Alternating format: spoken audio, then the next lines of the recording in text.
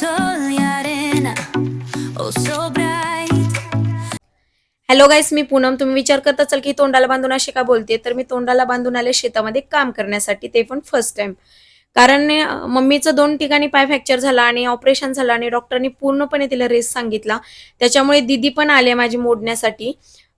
कारण लेडीजच भेटत नाहीयेत रोजगाराने. काढणीसाठी भेटल्या पण मोडण्यासाठी भेटतच नव्हत्या. कारण प्रत्येकांच्या ठिकाणी ज्वारी काढण्यासाठी, मोडण्यासाठी चालू होतं. कारण न्यूजला पण सांगितलं होतं की पाऊस पडणार आहे. त्याच्यामुळं आम्ही विचार केला की दीदीने वगैरे, कारण दीदीला थोडीफार सवय आहे. कारण दीदीने आम्ही सगळ्यांनीच विचार केला की चला आपल्याला सवय नाही तरी पण आपण ट्राय करू, होता येईल तेवढं मोडू. लेडीज भेटल्या की नंतर लेडीज मोडून घेतील. तरी पण मम्मी जाऊ नको बोलत होती, कारण उन्हाची कसलीच सवय नाहीये आणि पहिल्यापासून आम्ही शेतामध्ये कुणीच काम केलं नाहीये. त्याच्यामुळे मम्मी थोडी असं वाटत होतं की जाऊ नको, आजारी पडशील. आणि नंतर तर आजारी पडलीच, त्याचा विषय वेगळाच आहे. पण तरी पण आम्ही 2-3 दिवसामध्ये तिघींनी आणि आमच्या शेजारचे पण थोडेसे आले होते, दोघी तिघी मदतीला. आम्हाला बघितलं आणि त्यांना पण असं वाटलं की नाही यार, ह्यांना पण सवय नाही, चला आपण पण मोडायला लागू. त्यांनी पण मदत केली आणि आम्ही सगळ्यांनी मिळून मग 4-5 जणी होतो.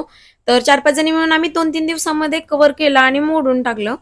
आणि आम्ही रोज अंघोळी न करता सकाळी यायचो, मोडायचो आणि मग नंतर घरी जायचो. आणि हा व्हिडिओ कसा वाटला मला नक्की सांगा आणि नक्की कमेंट करायला विसरू नका. Thank you.